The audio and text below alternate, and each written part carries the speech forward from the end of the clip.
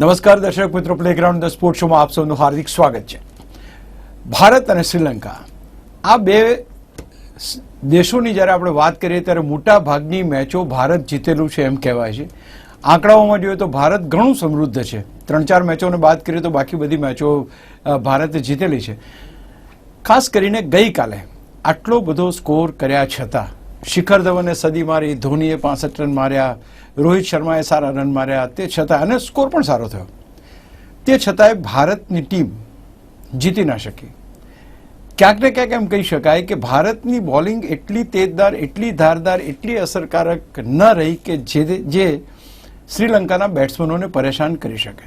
એ લોકોએ કંઈ નવું નથી કર્યું. બહુ શાંતિથી, બહુ આસાનીથી, જેને કહી શકાય કે પરફેક્ટ પ્લાનિંગ સાથે સિંગલ્સ, ડબલ્સ પણ લીધા એમણે, ચોગ્ગા છગ્ગા પણ માર્યા, પણ મોટાભાગે એક કેલ્ક્યુલેટિવ રમત રમીને આટલો મોટો સ્કોર ચેઝ કર્યો અને સાથે સાથે ચેમ્પિયન્સ ટ્રોફીમાં સૌથી મોટો સ્કોર ચેઝ કરનાર ટીમ પણ બની શ્રીલંકા. દોસ્તો, આજ મેચ ઉપર વાતચીત કરવી છે. મારી સાથે સ્ટુડિयोમાં છે अमित सिंह. अमित जी, आपका हार्दिक स्वागत है. Thank you very much sir. Amit Singh की अगर बात करें तो क्रिकेट के साथ काफ़ी अरसों से जुड़े हैं. गुजरात के रणजी खिलाड़ी पूर्व और पूर्व IPL खिलाड़ी. देखिए, ये कहा जाता था कि भाई भारत की टीम बहुत ही मजबूत है, आंकड़े बहुत ही समृद्ध है हमारे, और कहीं ऐसा लगता था कि भाई किसी ने सोचा नहीं था कि श्रीलंका जीत सकता है कहीं पर टेबल पे. पाकिस्तान के साथ कभी भी हो सकता था कि कहीं जीत जाए, हार जाए, लेकिन यहाँ पर तो बहुत ही श्योर थे हम लोग. क्या हो गया अब? अगर पूरे मैच को हम देखें, जिस तरह से बल्लेबाजी हुई, बहुत ही अच्छी हुई, तगड़ी बल्लेबाजी हुई, अच्छा स्कोर हुआ, फिर भी क्या हो गया? कोई बड़े बड़े नाम नहीं है. अगर श्रीलंका की टीम में देखा जाए तो न तो सनत जयसूर्या है, न तो बड़े बड़े जो नाम पहले के ज़माने में अरविंदा डिसिल्वा ये सब हुआ करते थे, ये भी नहीं है. और भारत की टीम काफ़ी मजबूत है और फिर भी हार गई. क्या कह सकते हैं? देखिए, दो चीज़ें हैं इसमें अशोक जी. सबसे पहला तो मैंने आपको लास्ट टाइम भी हमने जब बात की थी पाकिस्तान के मैच जीतने के बाद, तो मैंने यही कहा था कि हमारा बॉलिंग अभी भी टेस्ट नहीं हुआ है. और नो डाउट बॉलर सारे फॉर्म्स में रहे जिन्होंने अच्छा परफॉर्मेंस दिया है टेस्ट सीरीज में और साथ में IPL में, और वो लोग खेल रहे थे. लेकिन एक यंग टीम जो आप बोल सकते हैं कि फेयरलेस क्रिकेट खेला है उन्होंने, श्रीलंका ने, और जिस तरीके से बैटिंग किया उन लोगों ने, मतलब कोई बहुत ही सूझबूझ से काम किया उन्होंने. जहां सिंगल डबल की बात की गई, एंजेलिस मैथ्यूज का 10 महीने के बाद आप ये इस तरीके का धमाकेदार रिटर्न आप सोच सकते हैं. कितने अच्छी बैटिंग करके जो आए हैं, वो उनको लग नहीं रहा था कि वो टच में नहीं है, लेकिन उनका जो प्लानिंग था, जो डेडिकेशन था टीम के साथ, एक एज ए टीम खेलने का. कुशल परेरा जब रिटायर हर्ट हुए तो सब लोग सोचे थे कि शायद ये एक गलत डिसीजन लिया गया है, लेकिन उसके बाद जो बैट्समैन आए और उन्होंने जिस तरीके से बैटिंग किया, और हमारे पास कोई जवाब ही नहीं था. तो ये थोड़ा सा ओवर कॉन्फिडेंस बॉलर्स का कि जो भी डालेंगे हम जीत ही रहे हैं, तो ये एक बहुत अच्छा सच दिखाया है. ये बहुत अच्छा होगा कि अगर हम कहीं सेमीफाइनल खेलते और उस समय ऐसा होता तो हम सीधा टूर्नामेंट से बाहर होते हैं. तो अभी बहुत कुछ लर्निंग है जो करना है. और सबसे इम्पोर्टेंट चीज, हमने कल भी फील्डिंग अच्छी नहीं की, तो इस वजह से भी हम हारे हैं. मैं ये बोल सकता हूँ, हम 4 रन छोड़ रहे हैं, हमने कैचेस छोड़े, हमने जो हाफ चांसेस जो कन्वर्ट नहीं कर पाए, ये बहुत इंपॉर्टेंट है. नहीं अमित जी, क्या ये कह सकते हैं कि हम बहुत ही काफ़ी आसमान में उड़ रहे हैं? कहीं ना कहीं अगर बल्लेबाजी के बलबूते के ऊपर अगर इस तरह का टूर्नामेंट जीतने हम निकले, जहाँ न तो आपको फील्डिंग सपोर्ट करती है, ना आपको गेंदबाजी सपोर्ट करती है, पॉसिबल है क्या सर? देखिए अशोक जी, क्रिकेट से बड़ा कोई नहीं है. कोई बल्लेबाज नहीं है, कोई बॉलर नहीं है, और ना ही कोई टीम है. तो ये एक अच्छा चीज आपने बोला है कि हम शायद ओवर कॉन्फिडेंट हो गए थे कि हम जितने भी रन बनाए वो हम डिफेंड कर लेंगे, या जितने भी रन है वो हम किसी भी तरीके से जीत जाएंगे. तो ये बहुत अच्छा आई ओपनर है इंडिया के लिए, और उस तरीके से ही लेना चाहिए. ज़्यादा डाउन नहीं होना चाहिए कि हम एक मैच हार गए हैं तो क्या हो गया. लेकिन जितना मैं देख रहा हूँ, ये सिर्फ और सिर्फ ओवर कॉन्फिडेंस दिख रहा था, झलक रहा था. क्योंकि मैं ये भी नहीं कह सकता कि प्लेयर्स ड्रेन्ड आउट हैं और या बहुत थके हैं, बहुत ज़्यादा क्रिकेट हो गई है, ऐसा नहीं है. सो नो डाउट थोड़ा सा मैं देख रहा हूँ कि जिस तरीके से पंड्या ने बॉलिंग किया और जिस तरीके से हमारे जडेजा जी ने बॉलिंग किया, थोड़ा सा प्लानिंग का कमी था, जिस तरीके से वो लोग रन ले रहे थे, मनूवर कर रहे थे उनकी बॉलिंग को, शायद थोड़ा और अप्लाई किया होता, या कैप्टन से डिस्कस किया होता, या धोनी से डिस्कस किया होता, क्योंकि धोनी काफी अंडरस्टैंड कर रहे थे विकेट के पीछे से देख के, तो शायद ये कुछ और पिक्चर हो सकती थी।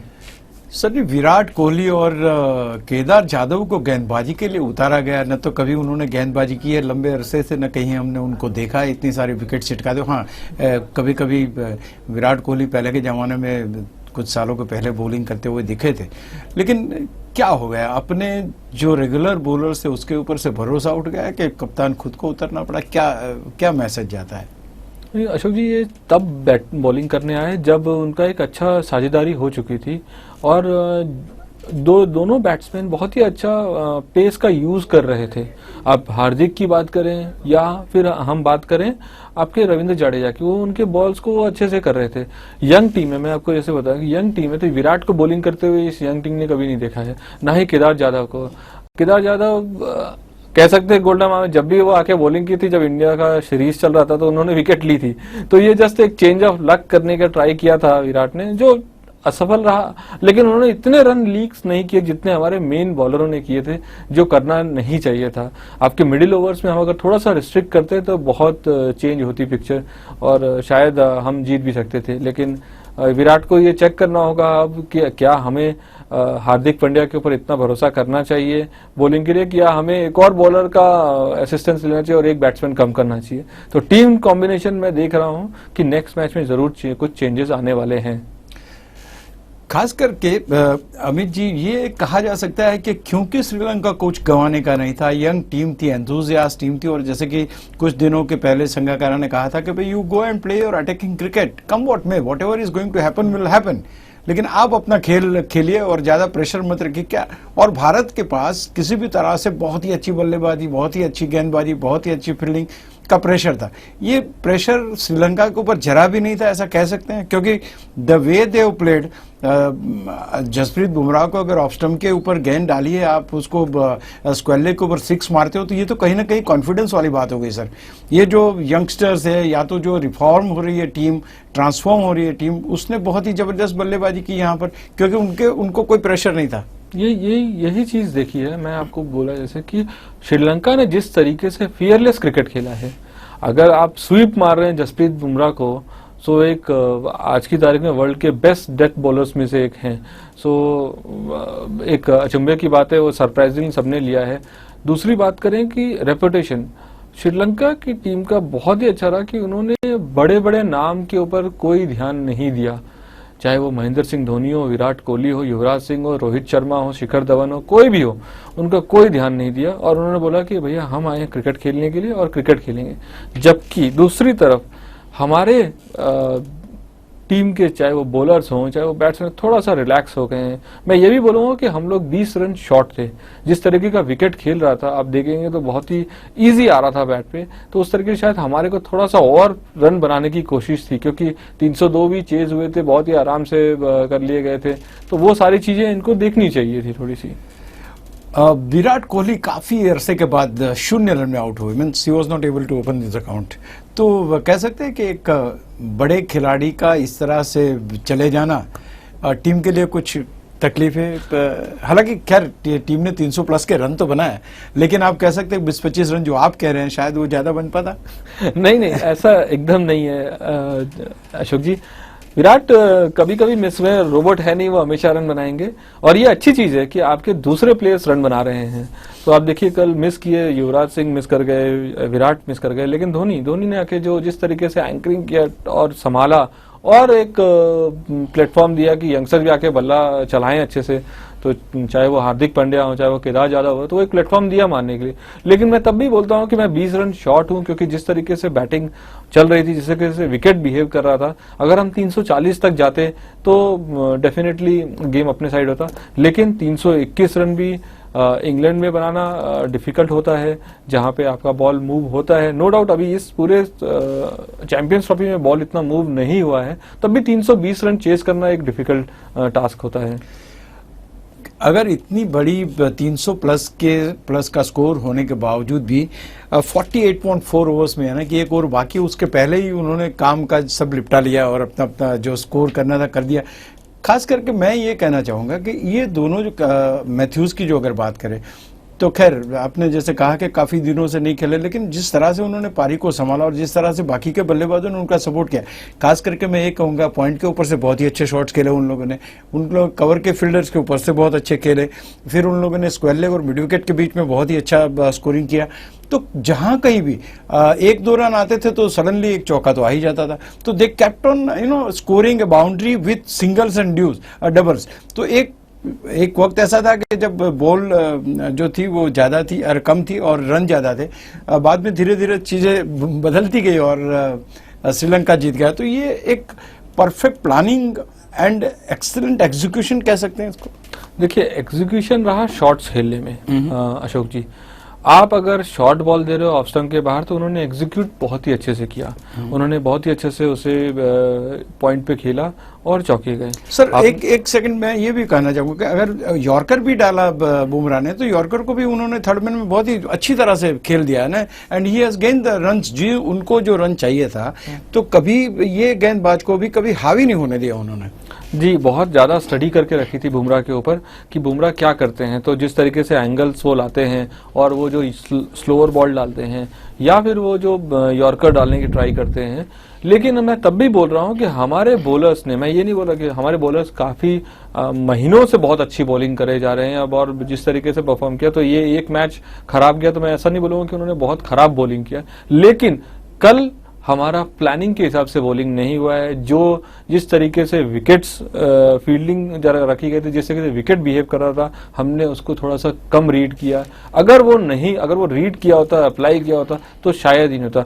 आप देखिए अशोक जी, जब भी बॉल ज्यादा हिलता नहीं है और विकेट बहुत अच्छा है तो हम ट्राई करते हैं कि हम 3 विकेटों में खिलाएं। लेकिन आप अगर देखेंगे तो कल हमने जिस तरीके से पॉइंट्स पे रन खाए हैं, हमने जो लेंथ बॉल की है वो भी ऑफ स्टंप के बाहर की है ताकि वो अपने हाथ आराम से फैला के मार सके किसी भी एरिया में। तो ये सारी चीजें नहीं करनी थी। आपको ये देखना है कि आप पेसी हैं, बहुत स्किड हो रहा है, लेकिन आपने जो बाउंसर मारे वो अगर आपने थोड़ा भी इधर उधर किया तो वो छक्के जा सकते हैं। तो ये सारी जो प्लानिंग है ये बहुत इंपॉर्टेंट है। आप नया बॉल बैट्समैन आया है, जब हमारे कुशल परेरा रिटायर हट हो गए तो उन्होंने 3 बॉल बहुत ही ब्रिलियंट की जिसमें वो बीट हुए। अगर वही कंटिन्यू करते तो एक प्रेशर अलग होता, लेकिन उसके बाद हमने बाउंसर ट्राई करी और उन्होंने पुल हुक किया और वो 6 हो गया। तो इससे उनका कॉन्फिडेंस लेवल बहुत अच्छा हो गया कि भैया जिसका खाता ही खुल रहा है 6 से वो आगे और भी अच्छा खेलेगा। तो थोड़ा एप्लीकेशन का इसमें जरूर मिसिंग था, जो हमें जरूर अब तक तो कुंबले ने एड्रेस कर दिया होगा ये सारी चीजें, और अब हम अगले मैचेस में देखेंगे कि सारे के सारे चेंजेस दिखेंगे आपको।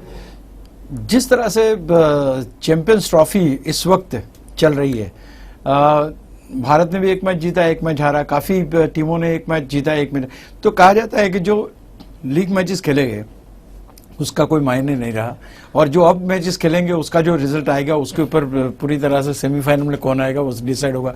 तो कहीं ना कहीं एक तो पहली बात है कि बारिश ने बहुत ही परेशान किया है चैंपियंस ट्रॉफी को, और दूसरी तरफ अगर देखें तो जो 300 प्लस के स्कोर होते गए और सामने वाली टीम को कम करने का है, डकवर्ड लूज के जो ये थे ये भी काफी तकलीफ दिए। तो ये चैंपियंस ट्रॉफी का एक कंटिन्यूटी होना चाहिए, एक जो चार्म होना चाहिए, चार्म कहीं ना कहीं कम होता नजर नहीं आ रहा है सर।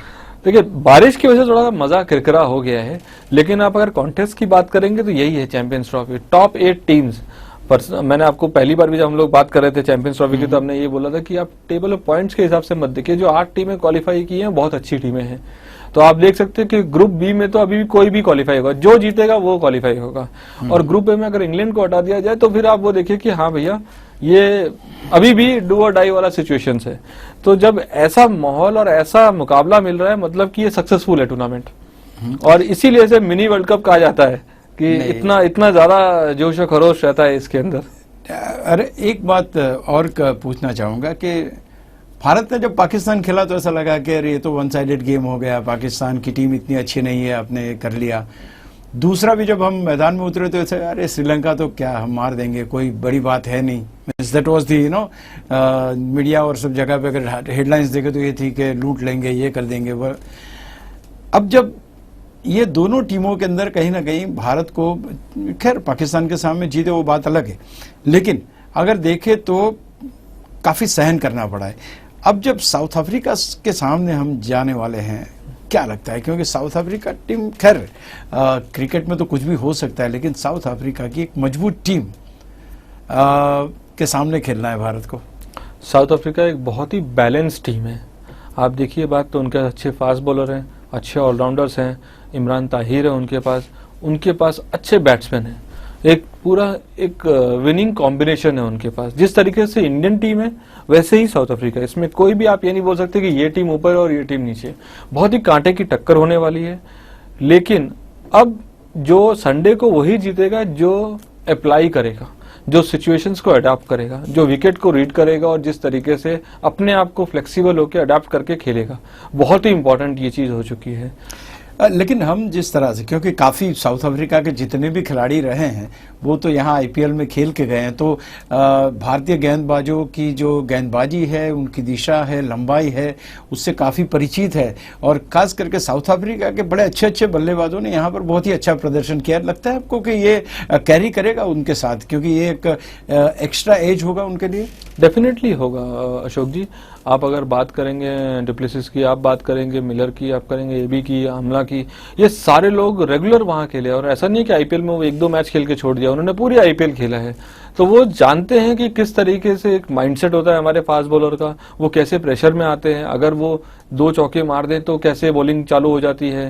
तो ये सारा चीज वो एक एडेड एडवांटेज रहेगा। पर मैं यही बोलना चाहता हूँ कि यही चीज हमारे बॉलर के ऊपर भी अप्लाई करती है, कि उन्होंने भी उनके साथ ही खेला है और उनकी बैटिंग को ही मालूम है कि वो कहाँ स्ट्रगल करते हैं, कहाँ पैनिक होते हैं, किस जगह उनको रिस्ट्रिक्ट किया जा सकता है। तो ये कांटे की टक्कर इसीलिए, क्योंकि आप एक दूसरे का गेम दोनों टीमें जानती हैं कि किस तरीके से अप्रोच करते हैं। बट थोड़ा एटमॉस्फेयर का ये रहेगा ना, क्योंकि साउथ अफ्रीका और इंग्लैंड का जो एटमॉस्फेयर और इंडिया का एटमॉस्फेयर, वो थोड़ा डिफरेंस रहेगा। बाकी तो आप जो कहते हैं वो शायद अशोक जी, इस बार तो मुझे लग ही नहीं रहा है कि चैंपियंस ट्रॉफी इंग्लैंड में हो रही है। जिस तरीके के रन बन रहे हैं, 300 रन बन रहे हैं, 300 चेज हो रहे हैं, या 300 रन बन रहे हैं, 280 बन रहे हैं, तो बस खाली इंग्लैंड में मेरे को ऐसे ही पता चलता है कि जब बारिश हो जा रही है तभी मैं समझ रहा हूँ हाँ भाई ये इंग्लैंड ही है, कि कभी भी बारिश हो रही है, तो जिसके वजह से हमारे मैचेस थोड़े धुल जा रहे हैं। बाकी विकेट जिस तरीके से प्रिपेयर किया है, कमेंडेबल जॉब है ये किया है ग्राउंड्समैन ने, कि एक फेयर क्रिकेट खेलने के लिए, कि भैया हर टीम को अपना दमखम दिखाना है कि आप अगर अच्छे बैट्समैन हो तो रन बना लोगे, आप अगर अच्छे बॉलर हो तो आप रन नहीं बनाने देंगे। तो ये बहुत ही सुपर विकेट्स बनाई है और बहुत ही मजा आ रहा है देखने में। तो रहेगा, अभी देखते हैं। कहीं ना कहीं गेंदबाज खुश नहीं है, क्योंकि उनको न तो कोई विकेट से हेल्प मिलती है, न कुछ स्विंग होते हैं, उनकी परेशानियां ज्यादा है, क्योंकि 300 प्लस के रन बनते हैं। इसका मतलब ये हो गया कि गेंदबाजी काफी प्रभावित नहीं कर पाई है। अशोक जी देखिए, अगर मैं एक बहुत ही सिंपल सा सवाल आपसे पूछूं कि आज तक कौन सा हमारा ऑडियंस है या हम लोग ही जाते हैं तो क्या हम किसी के 5 विकेट देखने के लिए आते हैं कि चलिए हम जा रहे हैं आज बुमराह के 5 विकेट देखने के लिए? हम ये बोलते हैं कि आज हम कोहली के 100 देखना चाहते हैं, आज हम शिखर का 100 देखना चाहते हैं। ये क्रिकेट ही है बैट्समैनों का। इसमें ये क्रिकेट सिर्फ बैट्समैनों के लिए ही है कि हाँ भैया बैट्समैन, लेकिन इसी चैलेंजिंग एटमॉस्फेयर में जो बॉलर निखर के आता है उनका नाम होता है। तो ये तो हमेशा ही नाखुश रहेंगे, क्योंकि मैं भी एक फास्ट बॉलर हूं, तो मुझे मालूम है कि क्या लगता है, लेकिन कुछ कर नहीं सकते हैं। हमें तो अपना अगर नाम बढ़ाना है और इस्टेब्लिश करना है तो ऐसे ही चैलेंजिंग एटमॉस्फेयर में हमें आगे एक्सेल करना है। अगर जिस तरह से 321-22 जितने भी रन बने और चेज हो गए, तो ये अगर भारतीय गेंदबाज जो कि ये कहा, अच्छा मैं ये पूछ लूंगा आपको कि अश्विन का इम्पोर्टेंस लगता है आपको कि he has something to be there in the team? Yes, कल के मैच के बाद मुझे ऐसा लगा कि अश्विन की सख्त जरूरत है।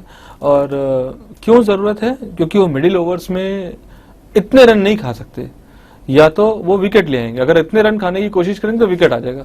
कल हमारे साथ क्या हुआ कि हमने 8 और 9 रन से रन भी दिए मिडिल ओवर्स में और हमारे को विकेट भी नहीं आई।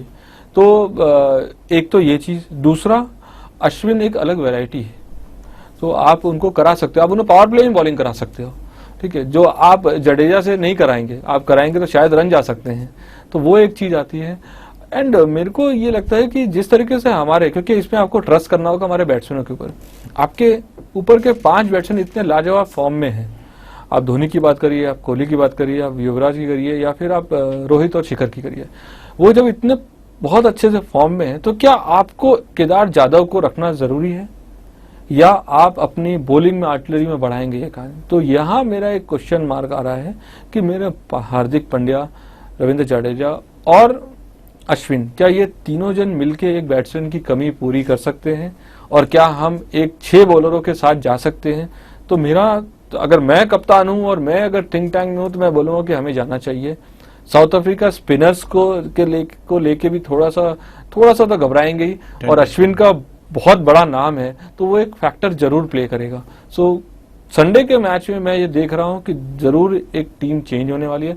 केदार जाधव की फील्डिंग भी उतनी अच्छी नहीं है, नो डाउट उन्होंने बैटिंग बहुत अच्छी की, लेकिन अब क्रूशियल टाइम पे अगर चौके जाते हैं तो वो बहुत गलत है। कल भी कैच भी ड्रॉप हो गए। फील्डिंग, और मेरे हिसाब से विराट कोहली का सबसे पहला नंबर फील्डिंग आता है, उसके बाद बैट्समैन और बॉलर की स्किल्स आती है। तो जब आप पहले चीज में फिट नहीं है, क्योंकि आप वो चीज फील्डिंग आप 50 ओवर करने वाले हैं, बॉलिंग और बैटिंग आपका जब टाइम आएगा आप तब करेंगे। एक चीज बड़ी उभर के सामने आती है कि विराट कोहली और कुंबले के बीच में जो कुछ भी डिस्प्यूट था, या तो बाद में चाहे उन्होंने कह दिया हो कि कुछ नहीं है, क्या लगता है कि जब रणनीति बनाते हैं, जब ये लोग बैठते हैं ऑन टेबल, तो ये सब चीजें भी कहीं ना कहीं मायने रखती होगी कि भाई अगर कोई सजेशन अगर कुंबले देता है तो शायद विराट उसको निगलेक्ट करे, ऐसी चीज बन सकती? नहीं, मैं एकदम नहीं सोचता हूँ, क्योंकि दोनों जन देश के लिए कर रहे हैं। हम लोगों के लिए सबसे पहले आता है कंट्री। तो ये सारी चीजें बहुत छोटी सी चीज होती हैं जो कोई सोचता है। ऐसा कुछ होता नहीं है। जरूर थिंकिंग में चेंज हो सकता है, बट लेकिन ये चीज सोच के नहीं हो सकता कि भैया मैं कुंबले की ये बात नहीं मानूंगा, या मैं ये बात मैं विराट की नहीं मानूंगा। ऐसा नहीं हो सकता है। थॉट अलग अलग हो सकते हैं, अप्रोच अलग हो सकते हैं, लेकिन दोनों बहुत ही मैच्योर हैं, बहुत ही हाई प्रोफेशनल्स हैं। वो लोग को ये सब से कोई फर्क नहीं पड़ता, और वो लोग अपना एक सही डिसीजन लेते होंगे गेम प्लान को लेके। आज की मैच की अगर बात करें, ये भी एक बहुत ही क्रूशियल मैच है। क्या लगता है परिस्थितियां जिस तरह से है अब तक, जो न्यूजीलैंड की बात है, न्यूजीलैंड बहुत ही अच्छा खेल रही है, और जैसे कि हम जानते हैं कि ये भी बहुत ही क्रिटिकल मैच है, क्योंकि जो जीतेगा वो रहेगा, जो हारेगा वो बाहर जाएगा। आज का मैच जो है उसका इम्पोर्टेंस आपके हिसाब से क्या बनता है? देखिए, आज का मैच काफी इम्पोर्टेंट है दोनों टीमों को लेके, लेकिन मुझे ना कहीं थोड़ा सा ऐसा बैक ऑफ द माइंड लग रहा है कि आज बांग्लादेश कुछ अलग मूड में आया है और एक अलग कुछ करके जाएगा आज। देखिए, आप यही तो चीजें बनती है, कभी श्रीलंका जीत जाता है, कभी बांग्लादेश जीत जाता है, कभी बांग्लादेश बहुत अच्छा परफॉर्म करता है। चलिए, thank you very much sir, आप हमारे साथ जुड़े। Thank you very much sir. तो दोस्तों, ક્યાંક ને ક્યાંક ભારત આટલા બધા રન બનાવીને હારી ગયું, અને એ શ્રીલંકા સામે કે જેના બેટ્સમેનો 1 થી 10 માં નથી આવતા, જેના બેટ્સમેનો કોઈ એટલી બધી સદીઓ નથી મારી, પણ એ આવી ગેમ આપણા હાથમાંથી સરળતાથી લઈ જાય કે જેના 5-6 બોલરો છે, એમાંથી કદાચ 2-3 બોલરોના નામ 1 થી 10 માં હોય। ચિંતાનો વિષય તો ચોક્કસ છે, અને જેમ અમિતજીએ કહ્યું કે રવિવારની મેચ એટલે જ ક્રુશિયલ છે કે આપણે સાઉથ આફ્રિકા સામે રમીએ છીએ। ભલે ટીમની પરિસ્થિતિ ક્યારેક ખરાબ હતી, પણ ક્યાંક એ ટીમ વધારે મજબૂત છે, આપણે ડેફિનેટલી ઓન પેપર પણ કહી શકીએ, અને આમનો સામનો થાય ત્યારે પણ કહી શકીએ। એકદમ એક્સપોઝ ટુર્નામેન્ટ છે, હજુ પણ કઈ ટીમ સેમિફાઇનલ જશે નક્કી નથી। ફરી મળીએ, ત્યાં સુધી અશોક મિસ્ત્રી રજા આપશો। નમસ્કાર।